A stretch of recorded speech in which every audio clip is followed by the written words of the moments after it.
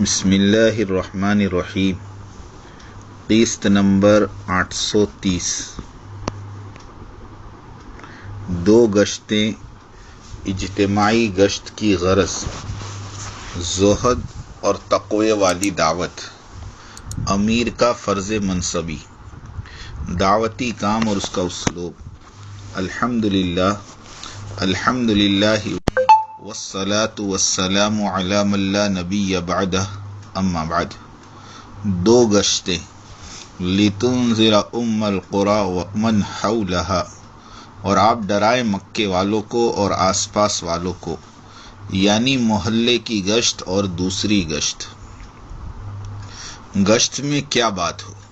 والذین یؤمنون بالآخرۃ یؤمنون بہ وہم علی صلاتہم یحافظون، اور جو آخرت پر ایمان رکھتے ہیں ایسے لوگ اس پر ایمان لے آتے ہیں اور اپنی نماز میں مداومت رکھتے ہیں۔ یہی تو بات ہوتی ہے گشت میں کہ بھائی ہم ایمان والے ہیں، ہمیں نمازوں کا اہتمام کرنا چاہیے، تھوڑا سا وقت لے کر مسجد چلے، وہاں پر تفصیل سے بات کریں گے۔ فائدہ، یہی تو گشت ہے، اجتماعی گشت۔ حضرت موسیٰ علیہ السلام نے اپنے بھائی حضرت ہارون علیہ السلام کو مانگا اور اپنے دعوتی عمل میں انہیں ساتھ لینا چاہا، اور اس کے لیے موسیٰ علیہ السلام نے دعا کی، رب اشرح لی صدری ویسر لی امری واحلل عقدۃ من لسانی یفقہوا قولی واجعل لی وزیرا من اہلی ہارون اخی اشدد بہ ازری واشرکہ فی امری۔ اے میرے رب، میرا سینہ کھول دے، میرا کام میرے لیے آسان بنا دے، اور میری زبان کی لکنت کو دور کر دے تاکہ لوگ میری بات سمجھیں، اور میرے بھائی ہارون کو میرے اس کام میں معاون بنا دے تاکہ میری حوصلہ افزائی ہو، اور کار نبوت میں ہارون کو میرا ساتھی بنا دے۔ اجتماعی گشت کی غرض کئی نسبحک کثیرا وَنَذْكُرَكَ كَثِيرًا إِنَّكَ كُنْتَ بِنَا بَصِيرًا، تاکہ ہم میں سے کوئی تیری عظمت اور کبریائی بیان کر رہا ہو تو کوئی ذکر میں مشغول ہو، اور تو ہماری ان مساعی اور کوششوں کا نظارہ کر رہا ہو۔ اس واقعے میں اجتماعی دعوت اور دعوت کے لیے جانے سے قبل اجتماعی دعا مانگنا دونوں باتیں ثابت ہوئی، اور ایک سے زیادہ ساتھی اگر گشت میں ہو تو حسب معمول متکلم ہی اکیلا دعوت دے گا، اور دیگر ساتھی اللہ کی طرف ذکر کرنے کے ساتھ متوجہ ہوں گے۔ فائدہ، جب سے دعوت و تبلیغ کی محنت شروع ہوئی ہے اسی طرز پر گشت کا عمل ہوتا آ رہا ہے۔ فائدہ، دین کے سارے کام اس طرح سے ہوتے ہیں کہ کوئی مخلص بندہ اللہ کا نام لے کر اس محنت کو شروع کر دیتا ہے، اور پھر بعد میں آنے والے اپنے اپنے علمی اور فکری صلاحیتوں کے ذریعے اس کام کو پروان چڑھاتے ہیں۔ فائدہ، طریقے دعوت کو قرآن اور حدیث سے ثابت کرنا یہ کوئی کارنامہ نہیں ہے، بلکہ بتانا یہ مقصود ہے کہ دعوت و تبلیغ اور اس کی محنت جس قدر اخلاص اور قربانی سے کی جائے گی، اس کے اسرار اور حکمتیں اور حقائق کھلتے ہی جائیں گے۔ تنبیہ، جو لوگ اصول دعوت اور ترتیب پر اعتراض کرتے ہیں اور جھگڑتے ہیں، یہ بالکل بے اصل بات پر جھگڑتے ہیں، اس لیے کہ دین کے سارے شعبے اسی طرز پر چلے آ رہے ہیں۔ مثلا مدارس اسلامیہ اور ان میں پڑھائے جانے والا درس نظامی بھی اسی طرح کی تعویل پر چلتا آ رہا ہے۔ اب کوئی اعتراض کرے اور کہے کہ اس درس نظامی کا تذکرہ قرآن اور حدیث میں تو نہیں ہے، تو آپ اس معترض کو کیا جواب دیں گے؟ سوائے اس کے کہ بھائی اس درس نظامی بنانے اور پڑھانے والے ماہرین نے اس کے بڑے فوائد دیکھے، اس لیے انہوں نے اسے مدارس کا نصاب بنایا ہے۔ فائدہ، اس درس نظامی میں بھی ہر دور میں تبدیلیاں واقع ہوئی ہیں، تقریباً 400 سے زائد کتابیں بدلی گئی، پڑھانے کا طریقہ بدلا گیا۔ تنبیہ، اگر اسی طرح دعوت و تبلیغ کے کام میں اور اس کے طریقہ کار میں تھوڑی بہت تبدیلی لائی جائے تو یہ کوئی ایسا مسئلہ نہیں کہ آدمی تبلیغی مرکز ہی کو خیر بات کہہ دے۔ مثلاً گشت کے دوران پہلے گھروں، دکانوں، کارخانوں ہی میں دعوت دی جاتی تھی، اب یہ کہا جا رہا ہے کہ لوگوں کو مسجد میں لا کر تفصیلی بات کی جائے۔ مقصد یہ ہے کہ ہر حال میں، ہر موڑ پر دعوت دی جائے، گھروں پر، بازاروں میں، کھیت کھلیانوں میں۔ مگر اعلیٰ اور ارفع بات یہ ہے کہ مسجد میں لا کر فرشتوں کے نورانی ماحول میں بات سمجھائی جائے۔ حضرت جی یوسف صاحب نور اللہ مرقدہ کی نصیحت، قربان جائے حضرت جی یوسف صاحب رحمۃ اللہ علیہ کی نصیحت کے کہ فرمایا کسی کو اپنے مال سے تبلیغ میں چلانا ایسا ہے جیسے تبلیغ کا دشمن پالنا، اس لیے کہ جب تک اسے مال ملتا رہے گا وہ تبلیغ کرتا رہے گا، اور جہاں مال ملنا بند ہوا تو وہ تبلیغ اور تبلیغ والوں کے خلاف بولنے لگ جائے گا۔ تبلیغ کے 6 نمبر۔ حضرت جی اول مولانا الیاس صاحب نور اللہ مرقدہ کے دعوتی منہج کی ایک خصوصیت یہ ہے کہ انہوں نے دین کی اہم ترین چیز کی دعوت کو مقدم رکھا اور اسے اولیت اور ترجیح دی، یعنی ایمان اور یقین کی دعوت کو پہلا نمبر قرار دیا۔ پہلا نمبر لا الہ الا اللہ، یعنی اللہ تعالیٰ پر صحیح ایمان اور یقین رکھیں۔ لطیفہ، اللہ تعالیٰ نے حضرت موسیٰ علیہ السلام کو بھی تبلیغ اور دعوت کا کام اسی ایمان اور یقین والے کلمات سے شروع کروایا تھا، اور وہی فرمائی تھی یا موسیٰ اننی انا اللہ لا الہ الا انا، اے موسیٰ یقیناً میں ہی اللہ ہوں، میرے سوا کوئی بھی عبادت کے لائق نہیں۔ بڑے حضرت جی نے یہ اسلوب دعوت نبی کریم صلی اللہ علیہ وسلم کی مشہور حدیث سے اخذ کیا، جس میں نبی کریم صلی اللہ علیہ وسلم معاذ ابن جبل رضی اللہ تعالیٰ عنہ کو بحیثیت داعی الی اللہ اور معلم دین بنا کر جب اہل یمن کی طرف روانہ کیا تو فرمایا تم اہل کتاب کے پاس جا رہے ہو، لہٰذا پہلی بات جس کی طرف تم ان کو دعوت دو وہ یہ ہے کہ وہ ایک اللہ کی عبادت کرنے والے بن جائیں، یعنی انہیں توحید اور وحدانیت کی دعوت دینا۔ اگر وہ اس کو قبول کر لے تو ان کو بتلاؤ کہ اللہ تعالیٰ نے ان پر دن اور رات میں 5 نمازیں فرض کی ہے، اور یہی دوسرا نمبر حضرت کلیم اللہ کو سکھلایا گیا، فاعبدنی واقم الصلاۃ لذکری، پس تو میری ہی عبادت کر اور میری یاد کے لیے نماز قائم رکھ، یعنی جب بھی میں تجھے یاد آ جاؤں تو نماز پڑھ۔ مسئلہ، اگر تو سو جائے یا بھول جائے اور نماز کا وقت نکل گیا تو جب بھی تجھے یاد آ جائے کہ میری نماز رہ گئی ہے تو فوراً اس نماز کو پڑھ لے، یہی اس چھوٹی ہوئی نماز کا کفارہ ہے۔ فائدہ، کسی بھی شخص کو 5 وقت کی نماز کا حکم نہ دیا جائے جب تک کہ وہ اسلام قبول نہ کر لے اور اصل توحید کو نہ جان لے اور اس کو قبول نہ کر لے، اور جب یہ صورتحال نماز کے ساتھ ہے تو دیگر اختلافی مسائل کو بیان کر کر کے عوام کو الجھانا کیوں کر درست ہوگا۔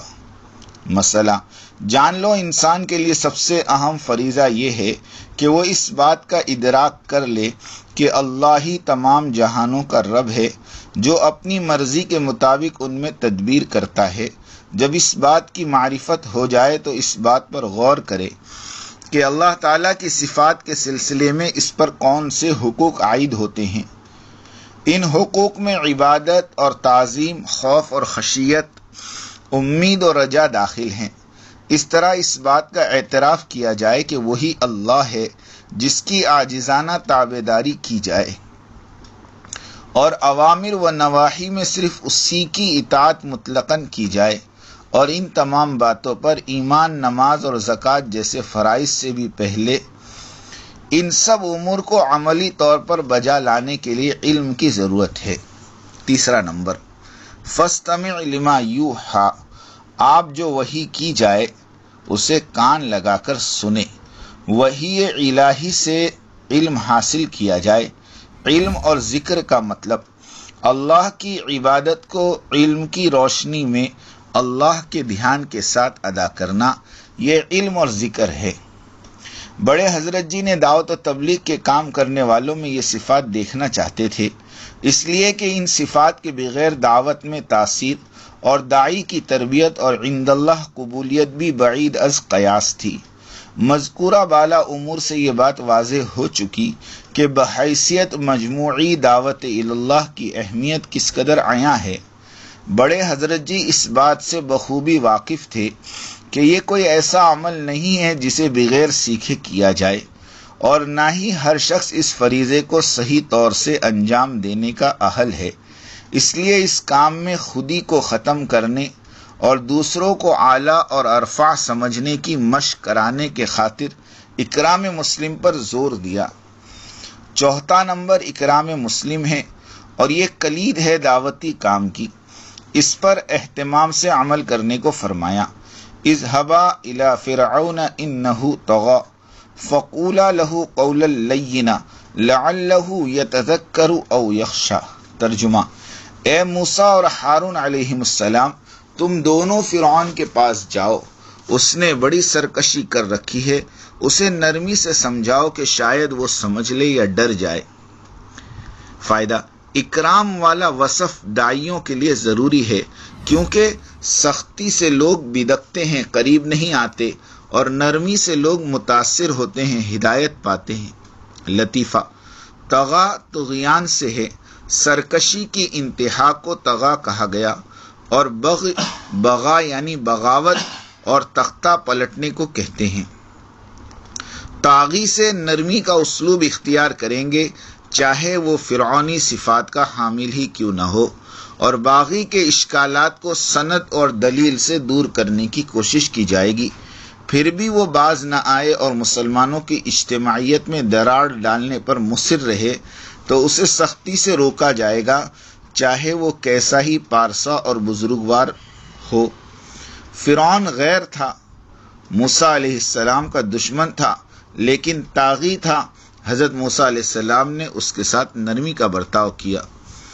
قارون حضرت موسیٰ علیہ السلام کی قوم سے تھا، چچزاد بھائی تھا، تورات کا بہترین قاری تھا، سید القراء کا خطاب رکھتا تھا، لیکن موسیٰ علیہ السلام اور ان کی تبلیغی مہم کا دشمن اور باغی تھا، اسے ختم کرنا چاہتا تھا۔ حضرت موسیٰ پر بہتان باندھتا تھا، بحکم الہی زمین میں دھسا دیا گیا، رسوا اور ناکام ہوا۔ قیامت تک باغیوں کا یہی انجام ہوتا رہے گا، اور باغیوں کے موافقین اور ناصرین کا بھی یہی حشر ہوگا، جس طرح قارون کی موافقت کرنے والی عورت کا ہوا۔ بغیر امیر کی عالمی شورا 100% باغی ٹولہ ہے۔ اس نامراد ٹولے نے قارون کی اتباع کرتے ہوئے 100 سال کی الیاسی تبلیغ اور ان کی نسل اور ان کے مرکز کو صف ہستی سے مٹانے اور نیست و نابود کرنے میں کوئی کسر نہیں چھوڑی۔ دنیا کے نامور دینی اداروں اور مالدار تاجروں کی دولت کے بلبوتے پر ساری دنیا میں اپنے شرائط والے مرکز بنائیں۔ رائے کے ہر اجتماع میں حضرت مولانا محمد احمد صاحب بھاولپوری رحمۃ اللہ علیہ نے عمومی خطاب میں ان شرائط والوں کو ڈرایا، دھمکایا، فرمایا چند لوگوں نے اپنی بادشاہت قائم کرنے اور اپنی منمانی کرنے کے لیے مرکز نظام الدین کو چھوڑ کر بھاگ گئے اور دنیا کے ملکوں میں اپنے مراکز بنا رہے ہیں۔ میں انہیں خبردار کرتا ہوں کہ وہ مرکز نظام الدین لوٹ جائیں، ورنہ حسن خاتمہ سے محروم کر دیے جانے کا خدشہ ہے۔ اس بیان کو لاکھوں مسلمانوں نے سنا۔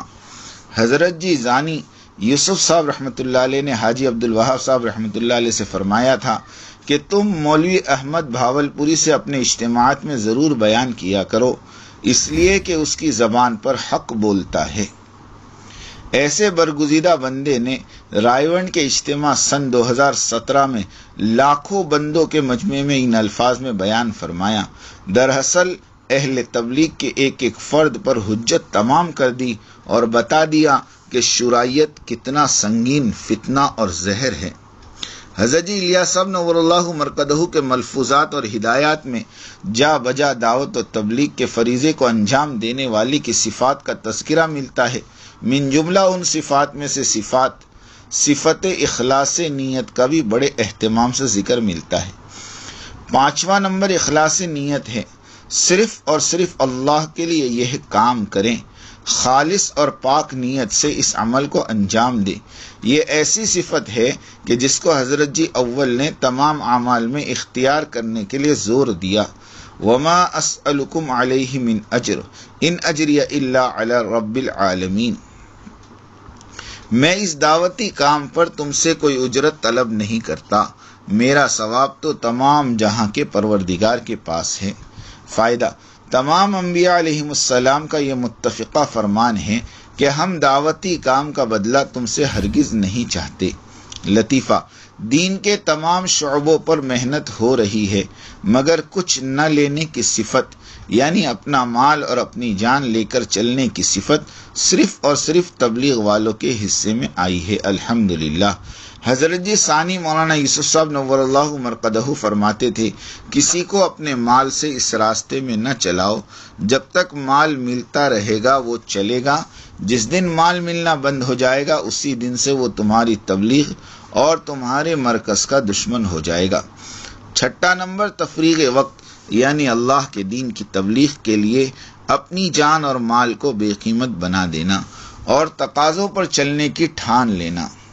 تبلیغی لٹیرے: اس مبارک کام کی تباہی اور بربادی ان مالدار لوگوں سے ہوگی جو سیدھے سادے ساتھیوں کو نصرت کے نام پر مالی امداد کریں گے اور سفر خرچ دے کر ملکوں کے سفر کروائیں گے، اور وقت آنے پر ان مخلص ساتھیوں کو اپنے مفادات کے حصول کے لیے استعمال کریں گے، اور وہ لوگ ان کی بات نہیں مانیں گے تو اپنے دیے گئے مال کا احسان جتا کر بلیک میل کریں گے اور بدنام کریں گے۔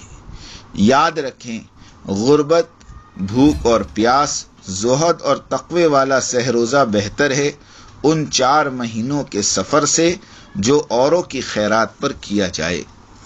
مال فتنے کا دروازہ کھلواتا ہے، تنگ دستی والی دعوت قوموں کے قلوب کو ہدایت کی طرف پلٹ دینے کی طاقت رکھتی ہے۔ انبیاء علیہم السلام کی تبلیغ بے بسی اور بے کسی والی تھی۔ فائدہ: بھساول سے لے کر نمبایتی پاچورا سے کنٹر کے کچھ کھیڑا تک کئی مہینوں تک کا پیدل سفر ہوا۔ اوسطاً چلے کا خرچ 40 سے 50 روپے ہوتا تھا۔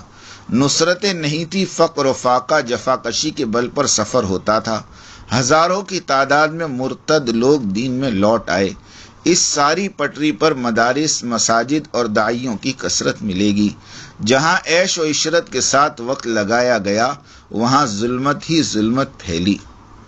میوات اور مہاراشٹر، مدھیہ پردیش کے غریب داعیوں سے ہدایت ہی پھیلی۔ انڈیا کے گجرات اور رائے ون اور بنگلور کے رئیسوں کے مالوں نے فتنے خبیثہ کو وجود بخشا۔ صحیح حدیث ہے، عیش پرست مت بنو، اللہ کو عیش پرست پسند نہیں۔ فائدہ: دعوت میں جان پڑتی ہے دعا سے، اور دعا کی قبولیت کا تعلق لقمہ حلال سے، اور لقمہ حلال کی گارنٹی دوسروں کے مال پر کیوں کر دی جا سکے گی۔ مشکوک لقموں اور مالوں نے دعوتی کام والوں کی قربانیوں کی روح کو دیمک کی طرح چاٹ ڈالا۔ دعوت اور دعا بے اثر ہو کر رہ گئی۔ علامہ ابن جوزی رحمۃ اللہ علیہ نے اپنی کتاب مدارج السالکین میں ایک روایت نقل کی۔ ترجمہ: دعا آسمانوں کی کنجی ہے اور اس کنجی کے دانت لقمہ حلال ہے۔ چابی کے دانت صحیح ہوں تو صرف ایک وقت چابی گھمانے پر تالا کھل جاتا ہے، اور چابی کے دانت گھسے ہوئے ہو تو پھر چابی گھماتے رہو، تالا کبھی نہیں کھلنے کا۔ یہی حال ہماری دعاؤں کا ہے۔ کوئی 10 سال سے چابی گھماتے بیٹھا ہے، کوئی 20 سال سے، مگر دعا قبول ہوتی نظر نہیں آتی، اس لیے کہ لقمے میں گڑبڑ ہے۔ اللہ کرے یہ باتیں ہمارے دلوں پر اثر کرے۔ اللہ تعالیٰ انسانیت کی عمومی ہدایت کے فرمائیں۔ آمین آمین آمین۔ وآخر دعوانا ان الحمد للہ رب العالمین۔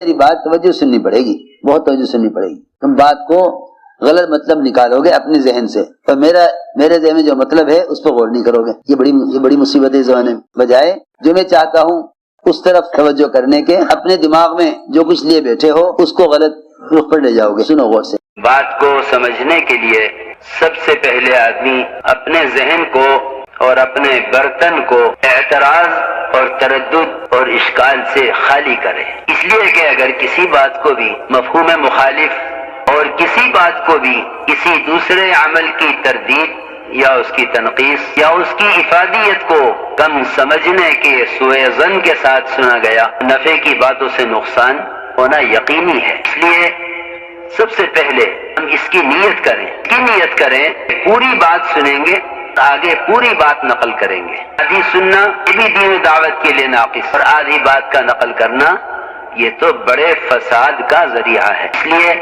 بہت توجہ کے ساتھ بات سننی ہے۔ اور اگر آپ نے ابھی تک ہمارا چینل سبسکرائب نہیں کیا تو فوراً سبسکرائب کیجئے، ساتھ ہی بیل آئیکن پر کلک کریں تاکہ مزید آنے والی ویڈیو ہیں وہ آپ کو وقت پر ملتی رہیں۔